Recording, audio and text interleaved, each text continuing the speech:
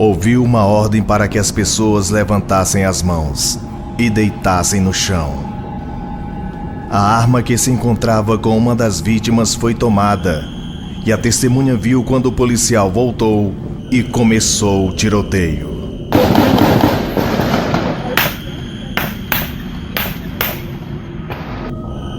Foi orientado pelos policiais para não contar nada a ninguém. Os corpos foram puxados para dentro da mata. Estes relatos que você acabou de ouvir fazem parte do inquérito que apurou a execução de 4 vítimas inocentes.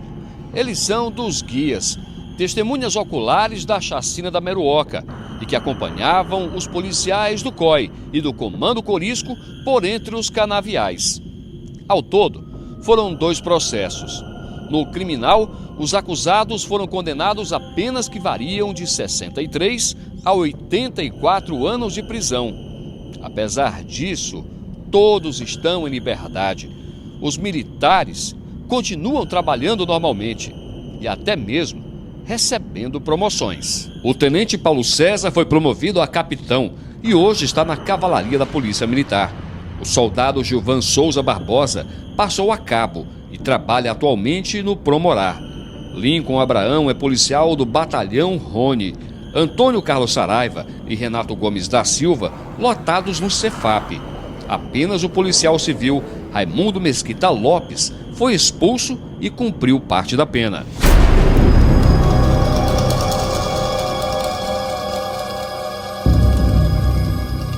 A condenação que o judiciário impõe aos responsáveis por um crime abjeto como foi esse, o crime de uma violência brutal, de uma covardia absurda, há uma tendência, principalmente dos familiares, né, em achar que esta pena não foi uma pena adequada.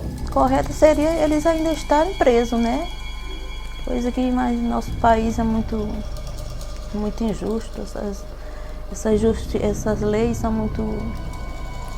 muito brandas, por isso que eles fazem isso.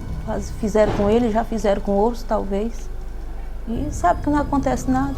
A família fez a parte dela, entendeu? Buscamos, denunciamos, entendeu? Eles foram julgados, condenados de acordo com o que manda as leis.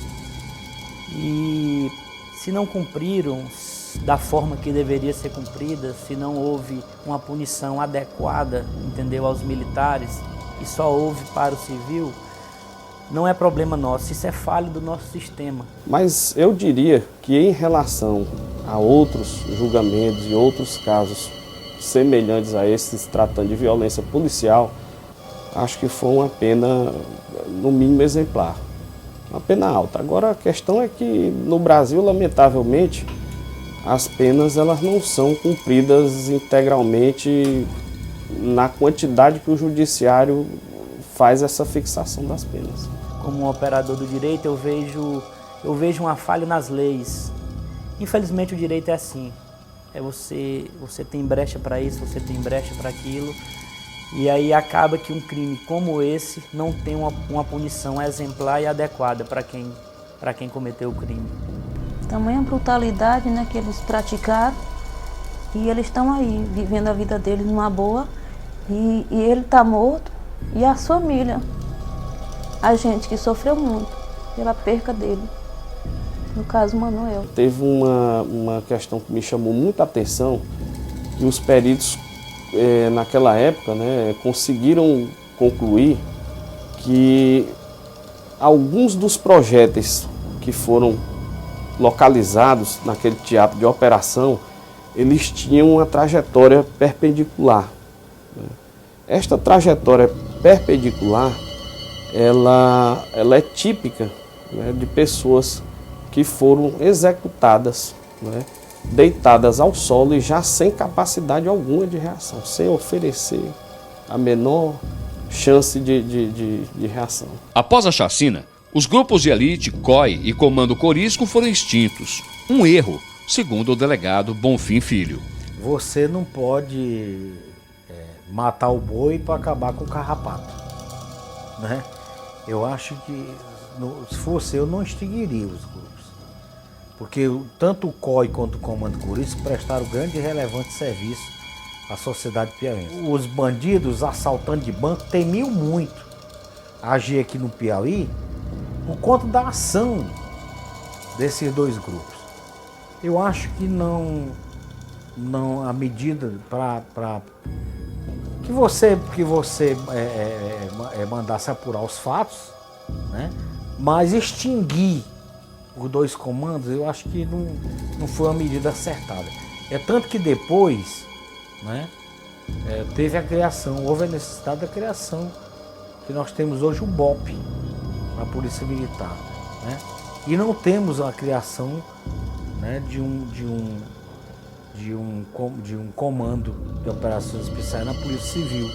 Além do processo criminal, existe ainda o de indenização às famílias das vítimas, que há apenas pouco mais de 1 ano e meio foi julgado em primeira instância. Nós estamos intentando na Justiça a indenização em 2 modalidades: danos materiais e danos morais.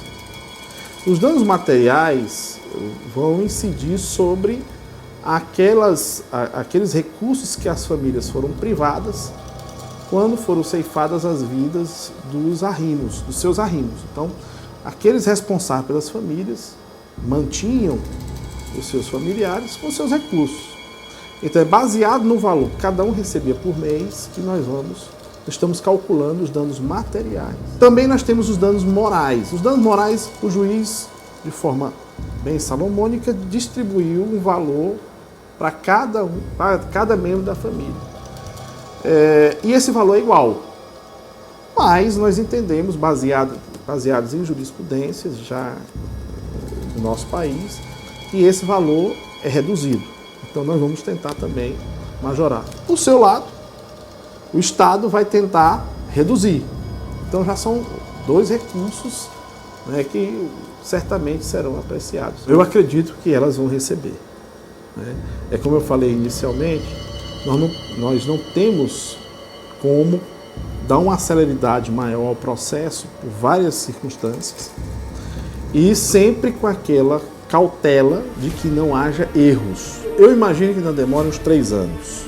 Quase 16 anos depois, sabemos quem são as vítimas e os acusados. O Estado foi condenado a pagar indenizações. No entanto, a chacina da Meruoca ainda está longe de ser esquecida. É um retrato da impunidade que teima em não deixar vivos e mortos descansarem em paz.